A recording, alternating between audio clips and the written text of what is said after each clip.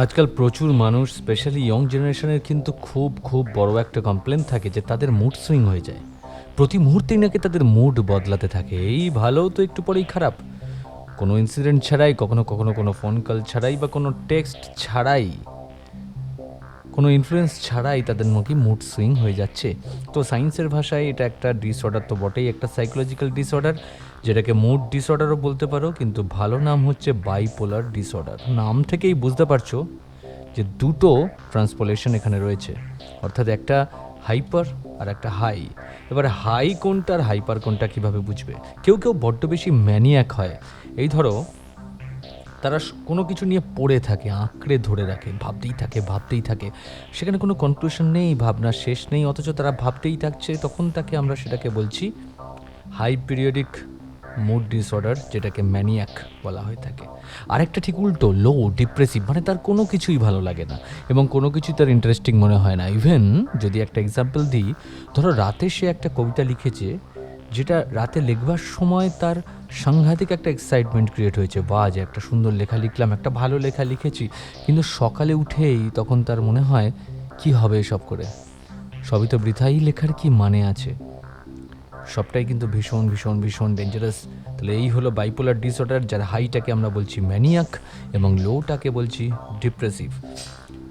সমস্যাটা হলো যে বাইপোলার ডিসঅর্ডার যদি শুধুমাত্র মুডেই সীমাবদ্ধ থাকতো, তাহলেও না হয় সেখানে একটু আশা ছিল।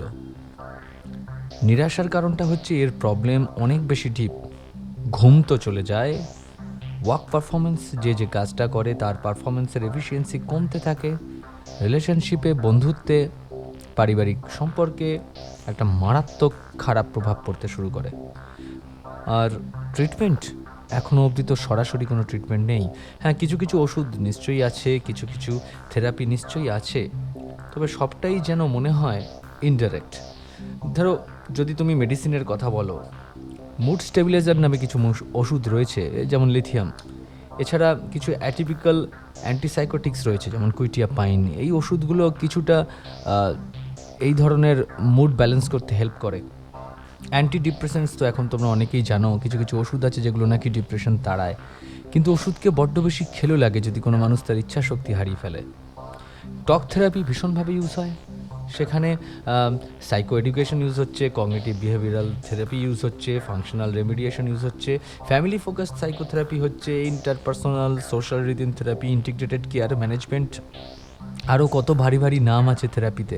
কিন্তু সমস্যা ওই যে জটিলে, সেটা হলো যে কোনো মানুষের ইচ্ছা শক্তি সেটা যদি দুর্বল হয়, তাহলে কিন্তু এই রোগ থেকে মুক্তি পাওয়ার আশা নেই।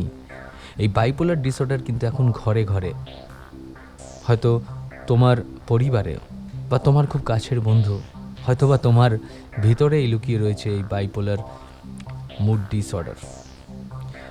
কিভাবে বাঁচবে? শুধু এটুকু ভাবো, অনেকটা পথ চলতে হবে, এবং পথ চলাটা খারাপ ভালো সব রকমই হতে পারে।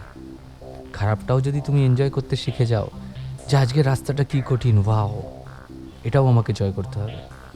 আজকের রাস্তাটা বেশ সহজ, ওয়াও, ফ্যান্টাস্টিক, আমি এনজয় করছি। কালকের রাস্তা খারাপও হতে পারে, আমি সেটাও এনজয় করব। পুরোটাই জানো তো আমাদের ইচ্ছা শক্তি এবং আমাদের ভেবে নেওয়ার কায়দার উপর ডিপেন্ড করে। অনেকে অনেক কিছু পরামর্শ দেবেন, কিন্তু আসল চিকিৎসক কিন্তু তোমার ভিতরেই লুকিয়ে আছে। এটুকুই বলার ছিল। ভালো থেকো সকলে। তোমার শেয়ার ও সাবস্ক্রাইব করাটা ভীষণভাবে এক্সপেক্টেড। গুগল পডকাস্টে গিয়ে প্ল্যানেট ডিবি সার্চ করে এক্ষুনি সাবস্ক্রাইব করে নাও ফর আপকামিং এপিসোডস। আর তোমার দেওয়া কন্টেন্ট এই এপিসোডের অন্তর্ভুক্ত হতেই পারে, তাই ইউ আর অলওয়েজ ওয়েলকাম।